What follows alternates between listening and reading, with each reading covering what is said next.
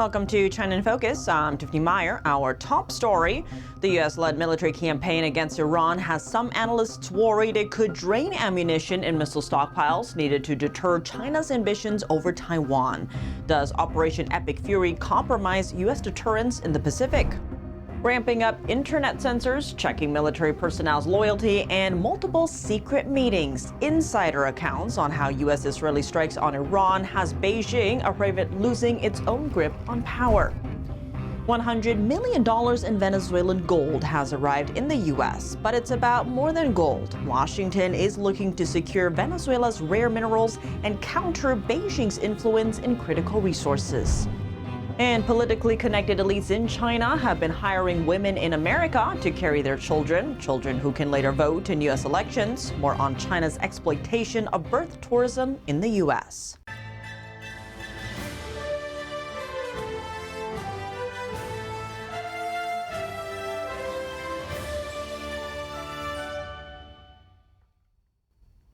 The U.S.-led military campaign against Iran is raising concerns that America's weapons supplies could be strained as intense combat continues. Some analysts warn the ripple effects could affect U.S. military readiness elsewhere, especially in the Indo-Pacific. The concern is that the operation could drain ammunition and missile stockpiles needed to deter China, particularly if tensions over Taiwan escalate. So how are officials responding to those concerns? Take a look. You know, Russia and Iran provide about equal amounts of oil at a discount price to China. So you have two bad actors funding China's build out of weapons and then using the money that they get from China to build out theirs. And so while it has tremendous economic ramifications, even the economic ramifications have national security ramifications. That's why you cannot put these conflicts into a silo. You have to put them in the context of what's going on politically, not to mention Xi Jinping's waking up today going, I don't think we're quite ready for a fight with the United States. We've got no shortage of munitions. Our stockpiles of defensive and offensive weapons allow us to sustain this campaign as long as we need to. Again, our munition status only increases as our advantage increases. Well, according to a report by Nikkei Asia, consulting firm Bauer Group Asia issued a memo last Friday warning of potential challenges for the U.S. military. The memo says a prolonged war with Iran could slow the U.S. from shifting resources to the Indo-Pacific, limiting the weapons and personnel needed to maintain a strong deterrence there. It also notes that high-intensity combat could delay the production and delivery of critical munitions, which raises concerns about the Pentagon's readiness in other strategic regions. But in a Senate hearing last week, U.S. Undersecretary of War for Policy Albert Colby downplayed concerns over shrinking munitions after strikes on Iran. He said it doesn't signal weaker U.S. deterrence in the Taiwan Strait. Colby also stressed that the U.S. is rebuilding production capacity and urged allies to take responsibility for their own defense. Taiwan reportedly has over $20 billion in pending U.S. weapons orders. The delivery has been delayed due to capacity limits at American defense contractors. At the same time, China continues to build up its military, announcing another 7% increase in its military budget last week. Insiders say Beijing is afraid strikes on Iran will spur an uprising in China. NTD's Flora Hua has more on what officials have been doing to maintain its own grip on power. It's been a tough week for high-level officials in Beijing since the U.S. and Israel launched Operation Epic Fury on Iran. According to a source close to Beijing's Politburo, the top governing body of the Chinese regime, high-level officials have been called to multiple secret meetings on Iran. The source shared that officials were instructed to draw lessons from the Soviet Union's collapse. It's worth noting this type of historical comparison is a rarity for internal meetings within the CCP. The source also shared that the CCP is on high alert, concerned domestic unrest could evolve into large-scale protests against Beijing, like the mass protests against the Islamic regime. Several separate sources confirmed a similar message. Due to safety fears, they prefer to stay anonymous.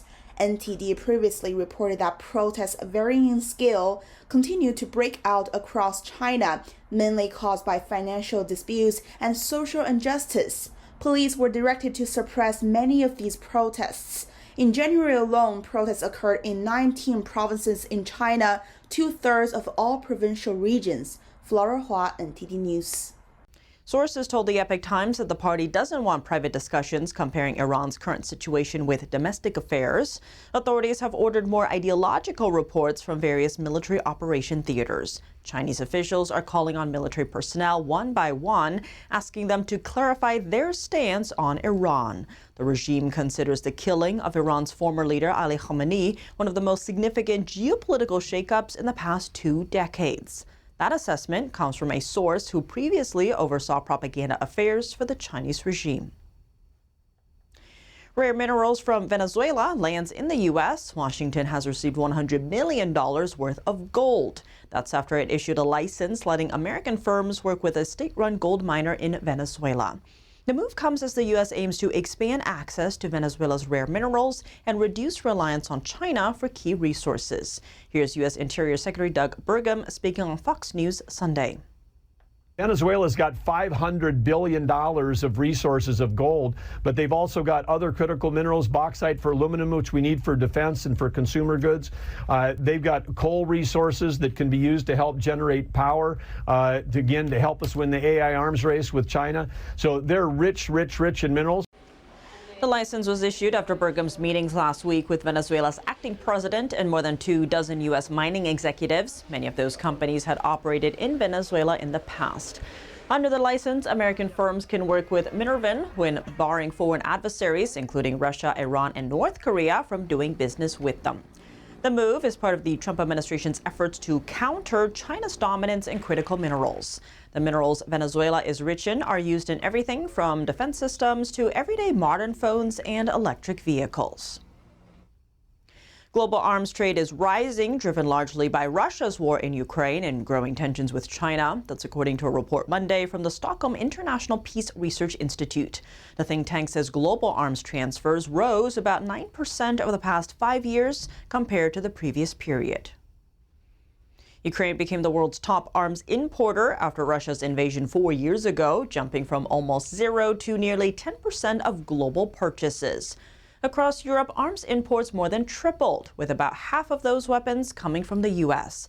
In Asia, India ranked second worldwide in arms imports, fueled by border tensions with China and Pakistan. China is also a major exporter, sending more than half of its weapons to Pakistan, while planning to increase its own military spending this year by about 7%.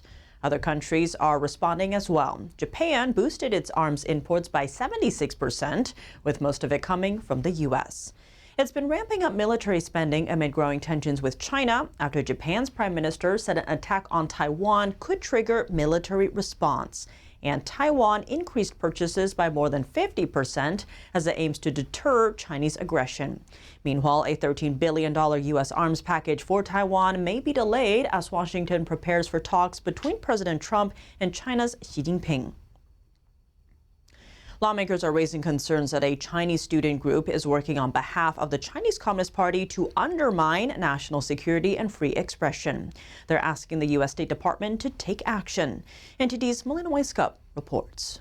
The Chinese Students and Scholars Association, or CSSA, operates around 200 chapters at U.S. colleges. Lawmakers say the group is actively advancing the Chinese Communist Party's interests through harmful and disruptive activities that chill free expression, undermine academic freedom, and raise serious national security concerns.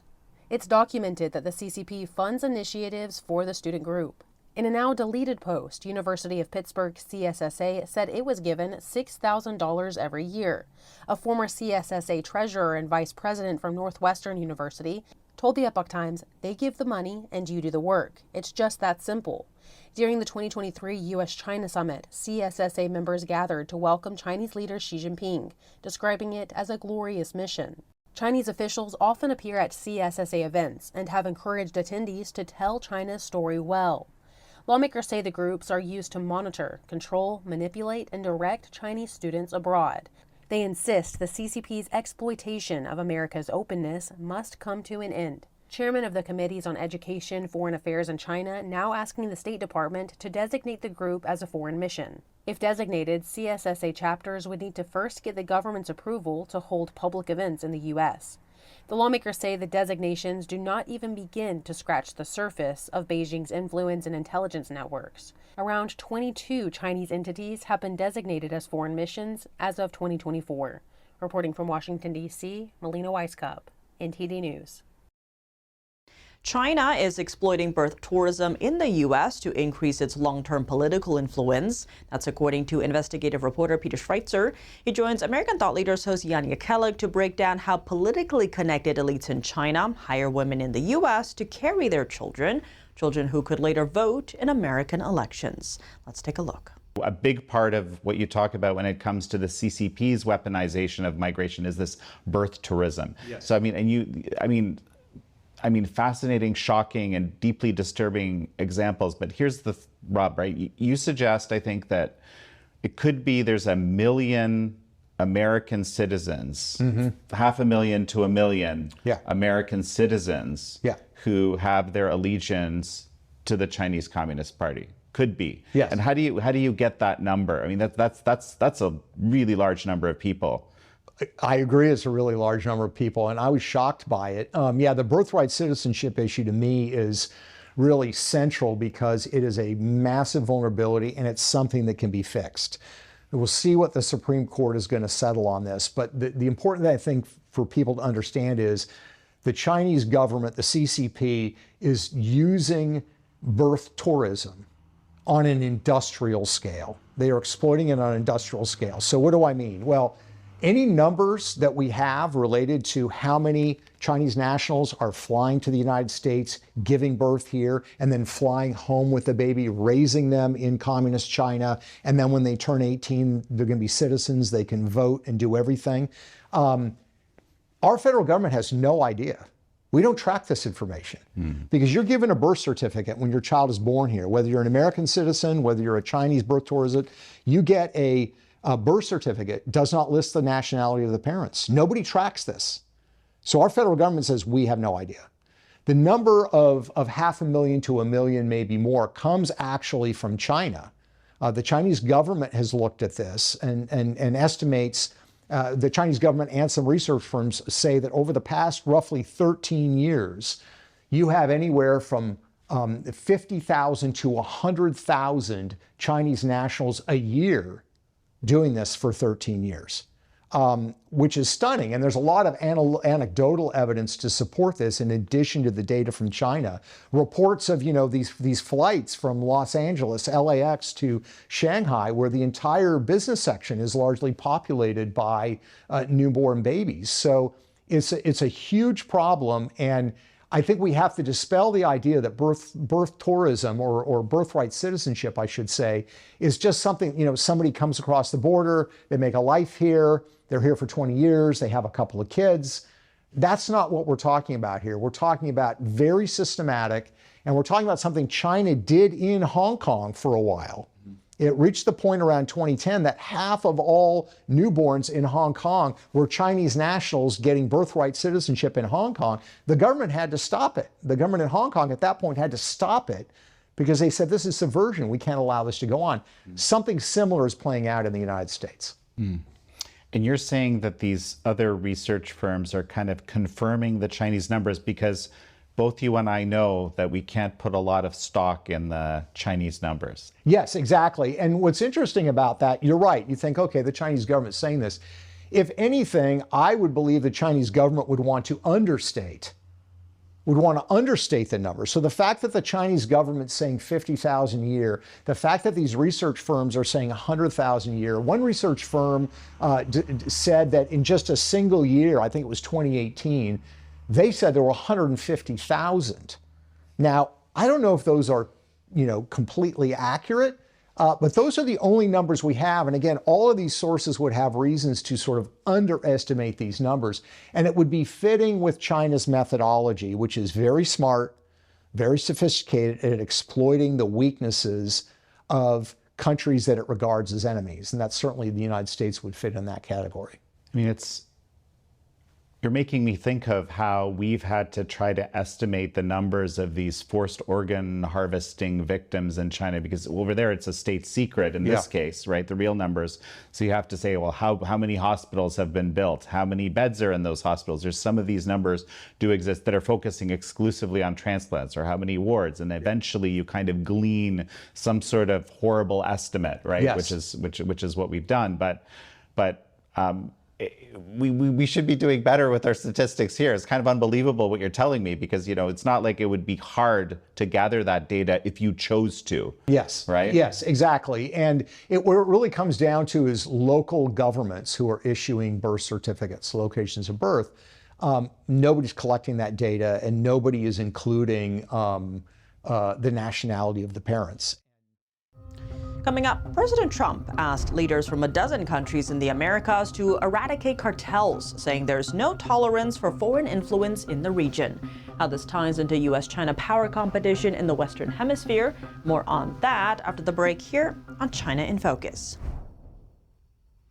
Welcome back to China in Focus. I'm Tiffany Meyer. President Trump signed a proclamation with some leaders from the Americas on Saturday. The proclamation aims to build a fighting force to dismantle cartels and prevent foreign countries from gaining influence in the region. Worth noting, a few of the countries at the signing have significant relationships with China. What does strengthening ties with them mean for the U.S. influence in the Western Hemisphere? NTD's Arlen Richards spoke with Marcus Chankis, the editor-in-chief of the Epoch Times Brazil, and Michael Lucci, founder and CEO of State Armor, for insight. Before we begin, let's listen to some of the president's remarks on the foreign interference.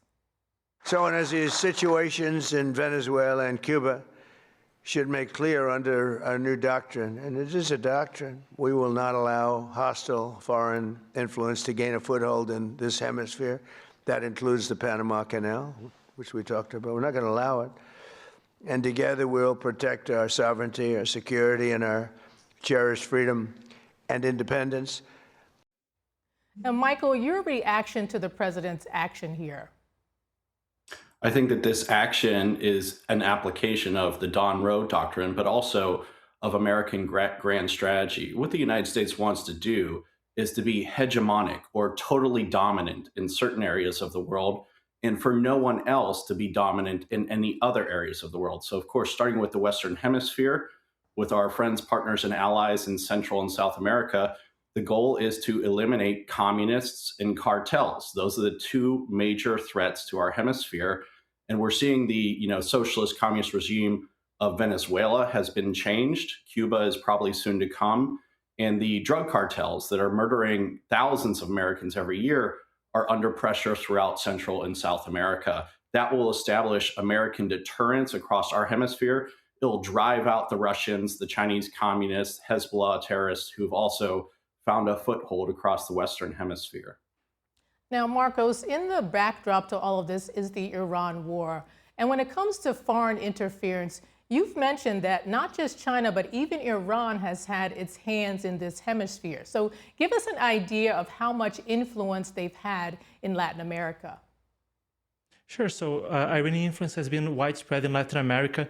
We can talk about Hezbollah and other groups that are backed by the Iranian regime, trading in arms and drugs with criminal groups throughout the region, including Colombia's FARC throughout the years, and also the First Capital Command in Brazil, among others.